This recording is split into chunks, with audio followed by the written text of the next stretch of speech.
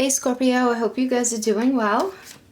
This is going to be a general reading for you guys for the first 2 weeks in June. And we're going to do a little bit of a different reading this time. We're going to be front loading with about 9 to 10 minutes of astrology about the eclipse season that's coming up and where it's going to be hitting you guys, what they are, and where it's going to be hitting you guys specifically, and the different degrees of Scorpio and how it's going to impact each of you differently.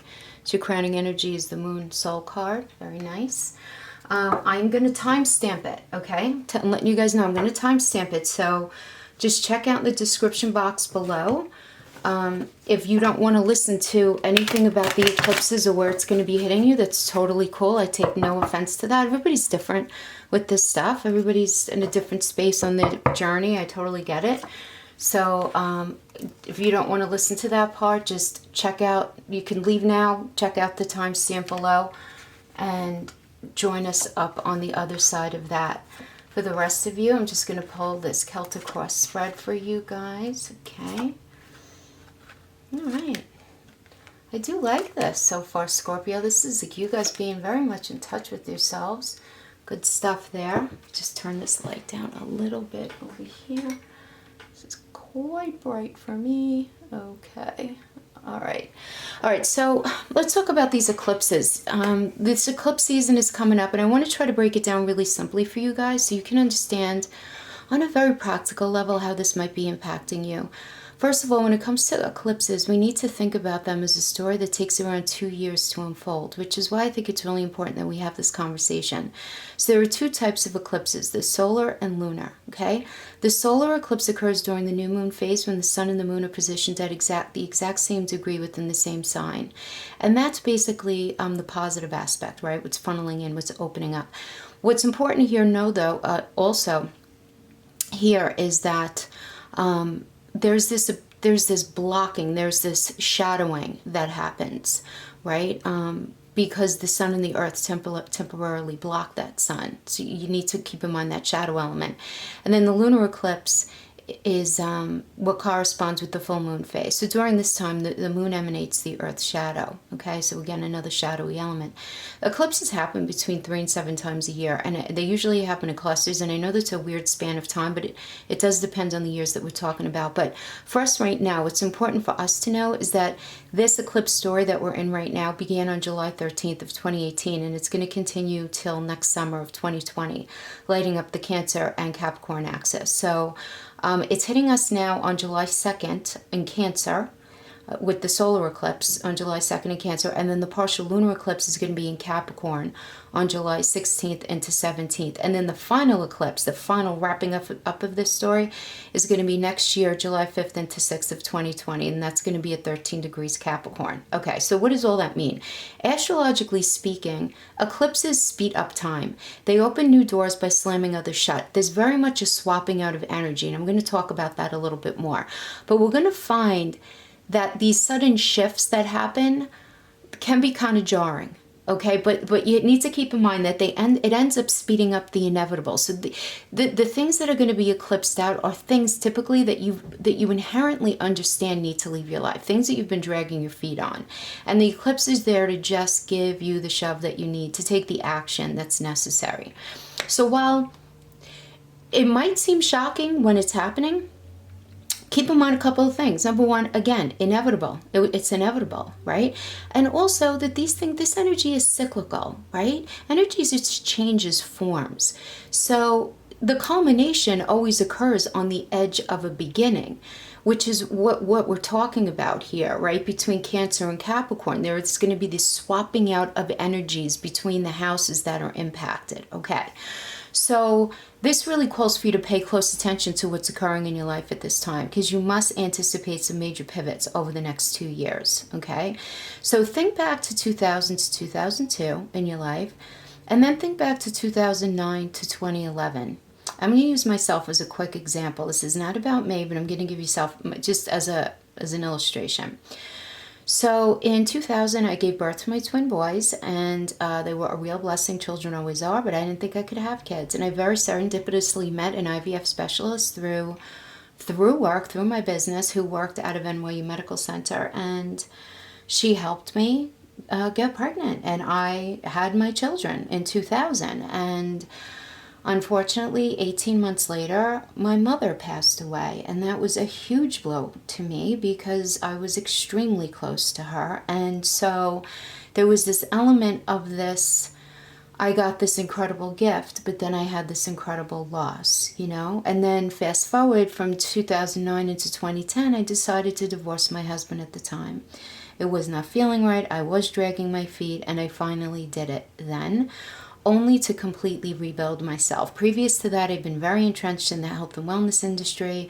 I was a long-term massage therapist, personal trainer, aerobic instructor. I owned a gym in Midtown Manhattan for 10 years, and I completely transitioned into higher education. It was just a very different animal. So, you know, those were both areas, though, that dealt with my heart space. So think about your life and apply it in just this understanding of the swapping out of energy. So the signs that are going to be hit the hardest with this eclipse are going to be the cardinal signs. So it's going to be Aries, Cancer, Libra, and Capricorn. So even though you guys are Scorpios, if you know your chart, if you have any of these placements, just understand that whatever houses that's being hit, you should check out that video just so you know what houses are being hit there.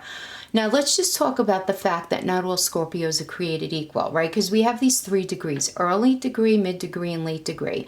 And it's important to understand that just because, and some of you might know this, like if you have a sibling or a friend or a partner who's the same sign as you, but you guys have very different things happening to you, that's typically because you guys are different degrees. Of course, it does depend on whatever else is in your chart naturally, but the different degrees are often hit just slightly differently. So for those Scorpios who were born at 0 to 9 degrees or who are October born, and the only reason I'm giving the degrees, guys, is because unless you're a Scorpio sun, if you're checking this for your rising, you're going to want to work with the degrees, obviously not the birthday, right?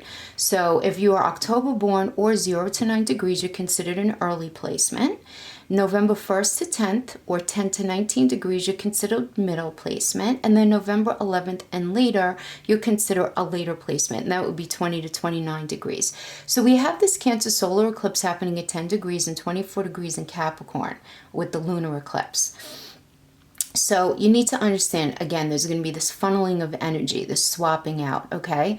So for you guys, the early degrees, okay, so early Scorpios, this solar eclipse is going to be in your 9th house of your philosophical belief system, and it's the space of expansion for you, expansion of knowledge, of teaching, of travel, anything that's going to broaden yourself, okay? And then the lunar eclipse is going to happen in your 3rd house, which has to do with communication and mobility. So now, again, this is where the lunar is going to primarily have things eclipsed out, and the solar is going to be having things help that eclipsing out, okay? So the 3rd house having to do with communication and mobility, what does this mean? This could mean car issues. This could mean a higher chance for accidents, problems with devices, and any issue with communication. I'm going to give you a very mundane example here.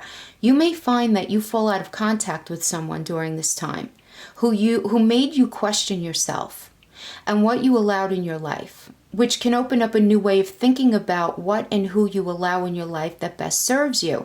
So that that culmination of thought of you thinking about, what do I allow in my life and what should I no longer allow in my life? That has to do back with the 9th house energy. That's based on your philosophical belief systems and what's good for you. So you understand, like, the communication may leave on one end, but it may end up being ultimately very much a positive thing. Okay, so for the middle degrees, you guys have the secondary energies, because you're going to be dealing with primary and secondary energies. Your secondary energies are going to be just what I described for the early degree. However, your primary energy is going to be that of your 3rd house. So you're going to have your 3rd and your 9th house. You're going to have that 3rd, 9th polarity, but you're also going to have your 2nd and 8th house polarity, okay, as your primary. So the 2nd house represents values and wealth. That's your stuff, right? What you own, what you value in a very practical sense, opposing the solar eclipse to the 8th house of death, reincarnation of endings with beginnings, though. It's endings with beginnings. And that represents other people's stuff. Don't be scared of that, like death and reincarnation, because it just means really like new beginnings, new opportunities. So for example, some of you might be moving out of your home and in with a partner. So it's like you're losing this something that you had of just you, and it becomes something of we. So we have this me-we polarity kind of thing.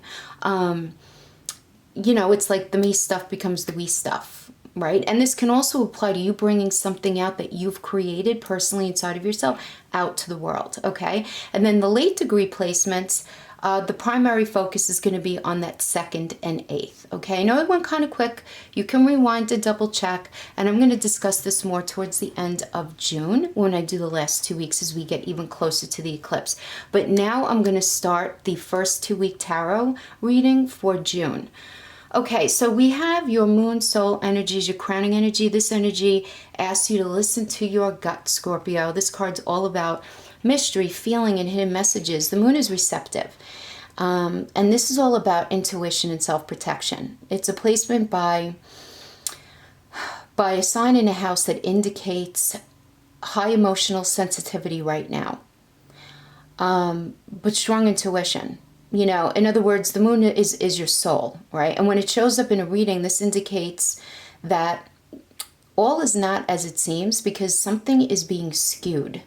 You may feel like you've lost your direction for a minute, all right? And like you don't have all the information about something or a situation to move forward.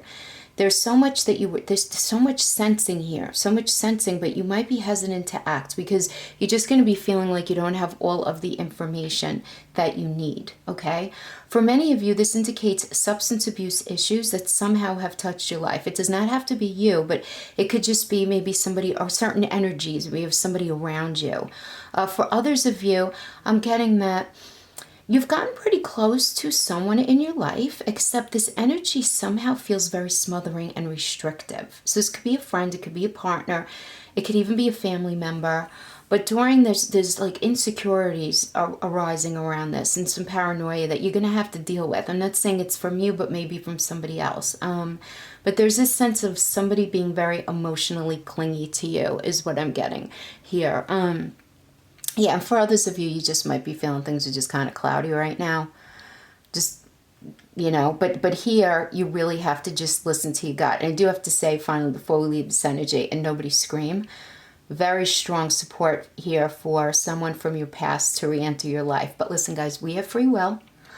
You have to figure out what you would want to do with that, okay? And I could already, just from like a quick glance, I do get this revisiting, re-entering kind of thing. And that doesn't surprise me because we have Mercury retrograde coming up. So we're going to be in shadow during this time period. So that makes sense to me.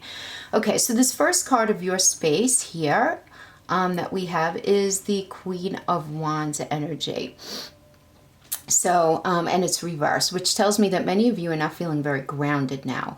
Many of you may feel blocked and in a space where you're not able to really let your ideas flow or show others what you can do. So, for example, some of you might be feeling very frustrated at work, like you're not being given the opportunity that you want or the advancement that you want. This can also indicate some of you being unemployed and you're just really frustrated trying to gain new work that you like.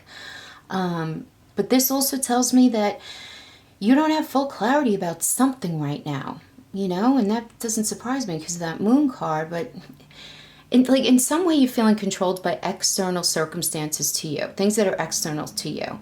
So many of you are going to be feeling that others in your life are interfering in your life in a way that they shouldn't. But for all of you, I'm getting very strongly that there's some need for organization in some part of your life. And there's this energy of having taken on too much. So maybe it's you that's taken on too much to avoid something in your life, or you're dealing with this from a partner or someone close to you who's just working too much to avoid something that's going on.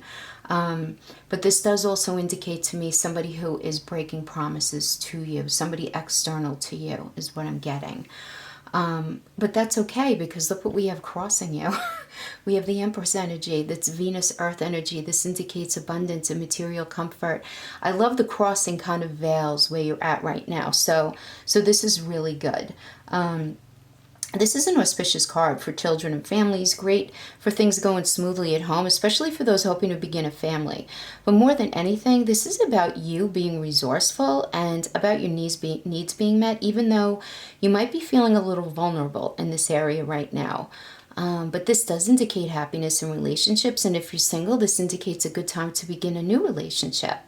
And in career and money, this indicates security and money flowing in as a result of you being resourceful, right? And you being able to support others and come up with inventive ways to manage your work. So this is a great energy to be crossing with that Queen of Wands reverse, right? And then up in the best that can be achieved in the circumstances energy, we have this Ace of Cups, which is a water card. Some of you can be dealing with the Cancer, another Scorpio, or Pisces.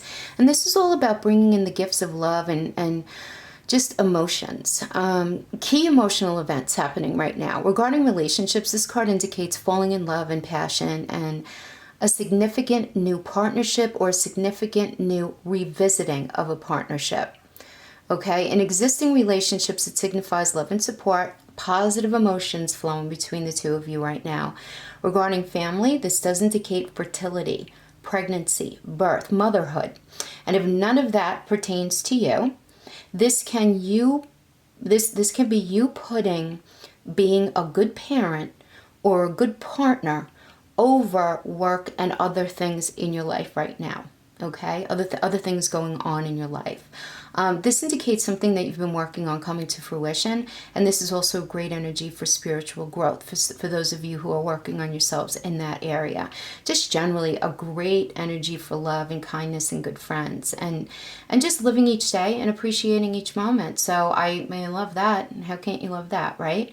And then in the foundation energy, we have the King of Swords, which is an air of air energy. It's connected to Capricorn and Aquarius, and as an influence, this is all about your focus being on your mind right now rather than your heart. So you may be going through a very intensive time at work or in some area of your life. This can be actual work, or could even be work around your home, or for many of you, maybe you're studying something and you're in a very intense space of studying, and that's kind of taking over your life right now. Regarding relationships, this does indicate that it's time to take an initiative for many of you. So that you focus your mind on what needs to be done and to not be afraid of initiating a new course of action or a new approach to your relationships, okay? And then we have in your past position, we have the Eight of Swords, which is an air element. It's Jupiter and Gemini. And this tells me that in the past, you were feeling very trapped due to one bad experience after another, and you started to wonder if things were ever going to get better for you. Some of you may be anxious because of like an unsteady or questionable connection in a relationship, or this could even be to a job for many of you. But some of you may have been feeling trapped by some kind of getting like a credit agreement that left you at least feeling like you had very little money left over for yourself. You just felt very trapped in this area. This tells me that many of you were feeling very frustrated in your career and in anything that had to do with like the intellect, the intellectual or mental world. Many of you were feeling very unreasonable demands being put upon you. And also like that people were talking behind your back about you, and just you were feeling very kind of like isolated and vulnerable in this space. You're just not feeling very good about things, okay? But then we have in the near future, we have the Four of Cups energy, which is the moon in Cancer. And this is going to be a time of sensitivity, but a lot of intuition. And this could give a feeling of disillusionment regarding a certain relationship. This often comes up if you've been hurt in the past, okay? And as a result of the hurt, I called this, those of you who've been listening to me for a while, you know, this is the checklist card. I call this, where you create this checklist to protect yourself, you know, where certain criteria has to be met in order for you to fully give yourself to a relationship or a situation. A full chance. Everything needs to be met.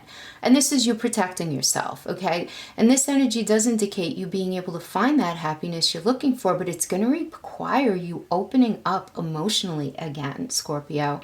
And a lot of you are in a space of feeling like you're more open than you actually are. Now, for those of you in established relationships, the Four of Cups does indicate a tinge of boredom. This can just be a phase, and if so, make sure to inject some romance and fun. Otherwise, you may find yourself staying in something, you know, more out of habit, than out of anything else. You don't want to do that. Additionally, this can indicate many of you just feeling bored with your job, and you're just needing to make a positive change to a better environment for yourself. And the thing is this, with this energy, even a small change can go a really long way, okay? But don't get too hung up on this because it's a minor arcana, and what's on the other side, which means it's a short-lived energy, and what's on the other side of this is very positive. And then we have the karma card. Okay, so the karma card in other tarot decks is the judgment, okay, that some of you might be a little more familiar with. And this is connected to Pluto and also to the High Priestess energy. So Pluto, yes. So Pluto, who's Pluto? Pluto's the Roman god of the dead and the underworld, and he's associated with transformation. So very deep. This is deep stuff, okay? So this tells me that it's time for you to discover the truth about your relationship with yourself. And doing so, to come to a decision about your past. Great changes and opportunities are literally right in front of you, but before you can decide on your exact direction, certain past issues need to be addressed. So this process is purely about how you judge yourself on your past actions and attitude. But the thing is this tells me that when you do that and when you reflect, you're going to feel like you acted with integrity, and you're going to know that you did the very best that you could given the situations and circumstances that you had to deal with. This is about you forgiving yourself, accepting yourself fully, bumps, warts, and all, mistakes and all. This is about you accepting the mistakes you've made and being really proud of the great decisions that you have made in your life. Which is good. And regarding relationships, this shows me that you're assessing your relationship right now as it moves into a new phase, which makes sense to me again because of where these eclipses are hitting you. But for many of you, there may be a need for reconciliation if you believe the relationship is worthwhile. Okay, again, free will. Again, we have so many other placements in our chart. You do what feels right to you. You need to decide if it was toxic or not toxic, worth going back to or not worth going back to. And if you're single, you may revisit an old relationship and decide if it's worth trying again. So we have this idea of, even if you're in a relationship, you might be in a weird space where you're going to need to have this sort of conversation of reconciling something within the relationship. And if you're single, you may find that you are revisiting an old relationship. And for others of you, this can just be an old friend reappearing in your life. And this is a perfect energy to get as we enter this Mercury retrograde phase. But regarding career and money, just know that success is coming your way and your finances are improving for sure. And many of you may be making a major decision with your property right now. And you may be, a lot of you are going to be drawn to like an old property or considering returning to a place that holds a lot of happy memories for you from your past, okay?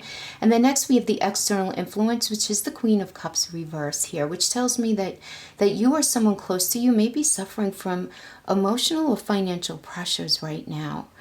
For others of you, you may be having to deal with the idea of jealousy. Yeah, and for others of you, you may be having to deal with someone who's unfaithful, or at least you suspect is unfaithful. Yeah, but this queen is like other people. So many of you may be dealing with an individual who has obsessive tendencies, who tends to compete for attention and needs to have their own way all the time. You know, the kind of person we're talking about. This person's very draining to be around, And this individual doesn't want to commit to love or contribute financially. They're not reliable. They might even say that they want to, but they don't have good follow through. So that could be an energy that some of you are dealing with. That's how this, this is a general reading, so take it as it applies. And then in your hopes and fears position, I call this the Architect card, otherwise known, this is John D. somebody whose work I studied. He was called that the Architect card, and I always think that now when I see it, the Three of Pentacles, this is all about creating something new. This is an earth element, it's a Mars and Capricorn, and this is you focus on building something new in a very practical way in your life to better your position and level up. So the thing is here, that's the hope part, but your fear part I'm getting is that some of you may be feeling a little insecure and vulnerable as you push forward in this energy. So if this happens to you, Scorpio, try to pivot your thoughts into something more positive, because that's going to be a temporary passing energy that you're going to be feeling, and you don't want to bring any negative juju into this positive energy space, you know? Because this is a good card. It's a good card for you. And then in the final outcome, we have the Hangman, and, you know, the obvious meaning of this energy is just hanging around because things aren't moving very quickly. So, you know, it's the understanding and really feeling the fact that the universe does have its own timetable, which is really annoying when you want things to move forward. So you might be feeling a little frustrated because they feel like you're going to really have a very clear idea on where you want to go, you know, by mid-June.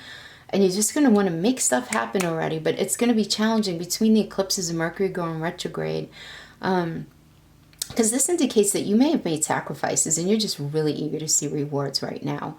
Which they'll be there, but there's just going to be a delay in them. There's very much an incubation energy. You got to think about it like that. Things are baking to become even better, okay? Where thoughts are going to be more clearly figured out. Plans are going to evolve more clearly. This is you taking some time to develop a more defined perspective on your work and your ambitions, and just seeing things from a different angle. It's like things are being slightly withheld from you to force you to really look at things from a different angle, which I actually think is really positive. For career and money, this does suggest holding back on signing contracts or deals with legal matters, which, of course, because by the end of week 2, we're going to have Mercury in shadow. Now, that said, if you need to sign a contract for a real job, you can't tell your potential boss, oh, I can't sign this until the middle of August, until Mercury's out of shadow, you know? So that's silly, right? Just, if you need to sign something during this time period, sign it. For goodness sake, we're Mercury retrograde for half our life, you know? Just be sure to read the fine print, that's all. And in relationships, you might be feeling like you're not totally sure if you want to commit to someone, or you're not getting a straight up answer from them if they're the ones who are unwilling to commit. There's not a definitive commitment from both parties in this energy. So typically this indicates like a waiting around, you know, for example, for a partner to consider you in a more serious light other than a friend, right? But the thing here is, if you're waiting too long, or you're making someone else wait too long, either you or that other person is most likely going to decide it's not worth the emotional investment. So, you know, just something to think about. You know, tarot is all about taking the seeds for thought and just applying it to think about where we're at, you know. So hopefully these messages resonated, and hopefully they helped you guys out a little bit. And I am going to be going a little more in depth with the specific houses that the eclipses are going to be hitting. And I'm going to be pulling cards for those specific houses that are going to be hitting each of the signs in the second week of June, just to give us a little more clarity on the pragmatics of what we're going to be dealing with in this very important eclipse season right now. Okay, you guys take care. Have an awesome first 2 weeks of June, and I'll see you on the other side. Bye-bye.